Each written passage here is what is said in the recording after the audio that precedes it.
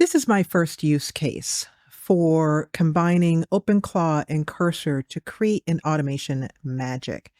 This is the morning companion, and it really is magical for me because it's very personal to what I struggle with.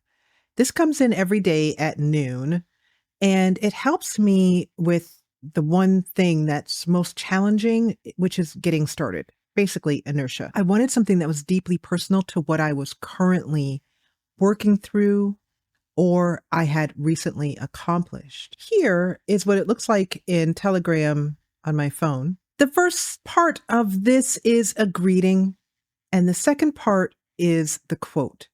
Now, this is not a quote from a quote list or an API. It's a specific quote that the agent has chosen based upon the information it has about me and what we've recently accomplished or what I have been struggling with. The way it works is like this. Here in my Obsidian vault, I have the library here in the codex, which is where I keep all knowledge. And this library has books in it on different subjects, like inspiration, and all of the books I brought over from my EPUB library and converted them to Markdown. So when the agent wants to pick a quote, it does the following. It first looks through the Flow Lab. Now, the Flow Lab is where I keep track of all of the work I do. Work logs, daily work logs. Every time I complete a task, I'll ask it to update the work log. I'm going to talk about task lists later on when I introduce you to the Clanker core, which is one of my 3 use cases. And I also have 200 more use cases in an OpenClaw Master guide that I've put together where I sourced some of the best use cases from around the internet and put that along with a breakdown of what OpenClaw is and tips and tricks. And I put all of that together for you in a master guide that's linked down in the description. This is today's daily log this morning. This is basically just my verbal morning pages. If you are familiar with The Artist's Way and it talks about morning pages where you just write and write and write. Well, I do the same thing, except it's just verbal. I just open up Telegram and I just let it spew. Basically, I just let it flow out of me, whatever it might be, which the next day the agent uses as part of the information that it uses to build out the morning companion. My goal being here that I wanted it to be a deeply personal thing that reminded me that, hey, you have done a lot. I really wanted the prompt to have the agent make it an invitation. The quote, it actually chooses that quote based upon what it learned about me from books in the library. And we get a different one every day. This is one of my favorite parts of the Morning Companion, having a new quote from books that are important to me, that have been helpful to me. Because one of the things I thought about when I was building this was that you frequently look at books, and there are so many of them here in the codex, in the library. Business systems, for example, you read them, but when do you put them into play in your life? And that's where I came up with a kind of a zero. I read them and I put them away in my brain, but how do they resurface when you actually need that knowledge? And that's what the Morning Companion is for. Just something there, it could just pull out something inspirational or helpful for me from books that I know have wonderful information in them. The next part are these 3 Reddit posts. So this is a way for me to just be able to get into new posts and be helpful or learn something new or comment. And I love how very specific it gets, not only with, I've tried everything. It basically is the 1-line summary. The final part of the Morning Companion message that I get here is this final paragraph. And this is intended to be a prompt. Sometimes it asks me a question. Today, it just gave me something to think about here. Basically, moving forward with video 51, you could show this kind of win. But the Morning Companion doesn't stop there. This is my favorite part of the Morning Companion. What it does is it picks randomly from a file folder of images that I have another cron generating images for me every day. But this part of the process, it will actually put the quote of the day directly on the image, and it will put it in different places depending on the image. It's not perfect with this. Let me show you. These are some of the images that it's come up with, and I've worked a lot with this prompt because I really wanted it to be creative in creative ways. And I've worked a lot with it to get it to understand to place the quote and how to place the quote so it isn't on top of aspects of the image. I particularly like this one. To have this beautiful imagery that's generated, and it just is like having a little present every morning because I don't know what I'm going to get. I don't know what quote I'm going to get. And it often inspires me, the quote inspires me with the final part of my morning process, which is the daily log. My OpenClaw agent is able to send that daily log to Cursor because it has a skill which shows it how to do so, the daily check-in skill, that basically sends the message on by creating a sub-agent so that if I want to continue talking to the main agent, it's not locked down waiting for Cursor to reply that it has completed the task. And that skill basically tells Cursor to format, because I'm using text to speech, it's often very messy, and then add today's image at the top. And that's basically my daily check-in. It adds also some metadata. I am a firm believer that an Obsidian vault is really only as powerful as what you can get out of it, rather than what you put into it. What you put into it is powerful, but if you never use it again, it's just going to sit in there and gather digital dust, basically.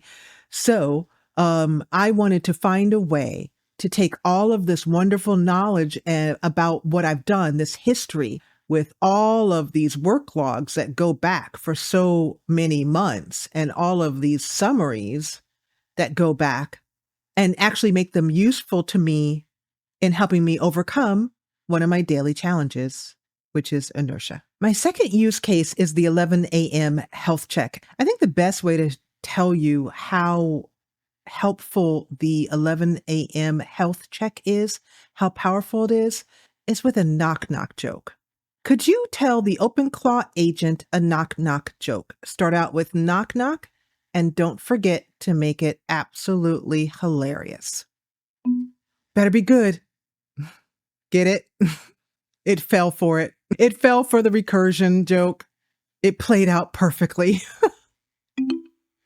I told the OpenClaw agent a recursion knock-knock joke, and it played along perfectly when I said recursion who, and replied with knock-knock. Again, it looped right back to who's there, becoming the punchline itself. It's a knee slapper, I know. AI humor. Anyway, the reason why I showed you this is because it has nothing to do with knock-knock jokes, but it has everything to do with the fact that this agent over here, Cursor, can actually control, talk to, and here's the key point, diagnose and improve OpenClaw. Because OpenClaw is costly. If you want to go with a model that's really powerful, like Opus 4.6, it's gonna cost you. It is very expensive. So most of us are using models that are less expensive. I started out using Minimax 2.5, which was okay. Chemi 2.5. The smaller models can do all right. But over here on Cursor, well, you have something that you don't have on OpenClaw, a subscription. Meaning that you can use a more expensive model to basically train and set up and do basically system admin on your OpenClaw model. Because a lot of people are finding out the hard way, do not ask your OpenClaw model to fix itself. Don't do that because it will basically brick itself. And unless smarter model makes a syntax mistake, closes down the gateway, especially if you're not technical. But an intelligent model looking over these logs at a regular basis, now that's a different story. So here's how the health check works. These are all of the crons that I have running, and I just mean scheduled crons. And these are crons that are running not actually in OpenClaw itself.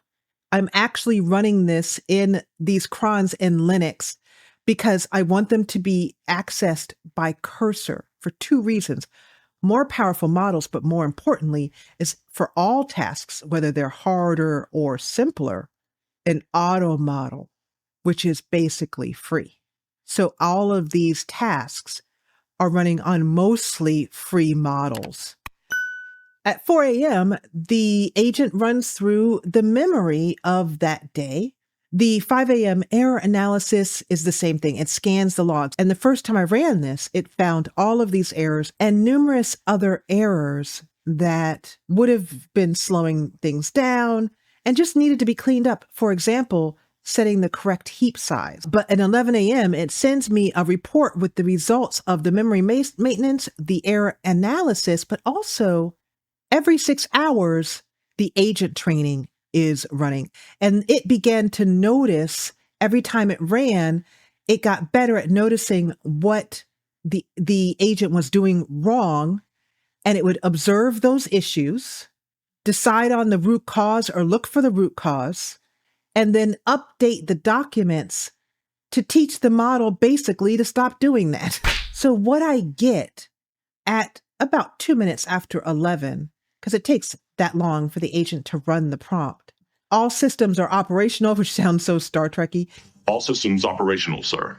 It'll tell me that the gateway is active and how long it's been up.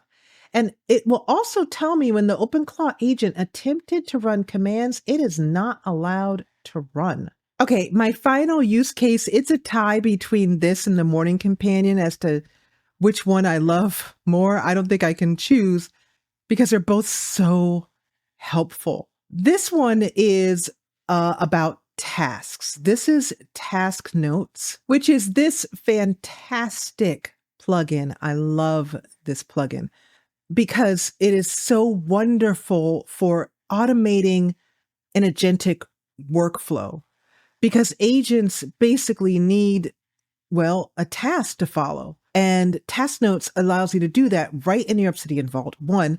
And also the tasks are so well defined with tags, which we have set up to assign the model I want the task to be done by. And you can see it in this wonderful modal that the author has created. You can also see it as a note, and it has other views. There's a calendar view, and really cool, there is a Kanban view. I don't have that set up, but it comes with that. Now, the way it works is that the Clanker core lives here in this folder. And I'm going to show you this by showing you how it worked with these Power Pack prompts. These are actually by another YouTuber named Bart. He is really good with OpenClaw and N8N. I'll put a link to his channel in the description. And he put out this wonderful Power Pack. It's 7 copy-paste prompts that add memory, automation, etc. to OpenClaw. I do highly recommend this. And it talks about basically these prompts building on each other. This is very similar to the Claude Cowork Power Pack that I put out that helps you get up and running with your own Obsidian Vault with Claude Cowork in 3 prompts. And for him, he has this prompt number 1, and I wanted to convert this into Markdown. So again, I could just sit there with the agent and have it do this, but I'm looking for things that can be done overnight, things that are not too difficult and fairly easy to extract the text, which it did a great job with, pulling out the memory, giving me the source there, label, title, tagline. And the way I have the Clanker core set up is that whenever anything is created by them, I actually have it as a tag here so I can find any documents that they have done. And I'm clear who's created this document.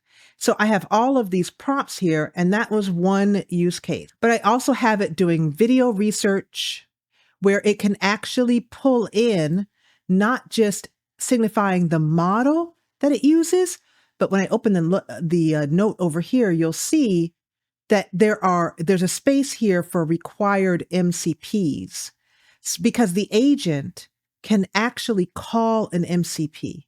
Now, let's take a moment here because you might be really curious to try to figuring out what I mean when I say call the agent. Like, how specifically are these scripts calling a cursor agent without me having to be in the user interface?